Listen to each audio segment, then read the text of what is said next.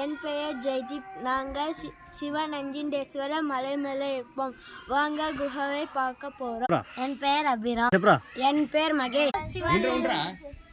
இதான் சிவநஞ்சிண்டேஸ்வர மலை கோவில்.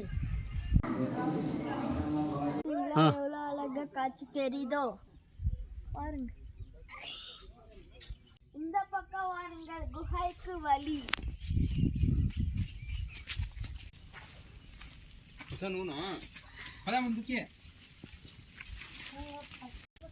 ஜாகிரதையாக வாருங்கள். பாத்தீங்களா பெட்ரூம் பட்டுக்கு தூங்குறதுக்கு. இங்க பாத்தீங்களா ஜன்னல், சேர். வாங்க பெட்ரூம் பார்க்கலாம். இத்தா தூக்குறது. ஃபுல் வீடியோ வேணும்னா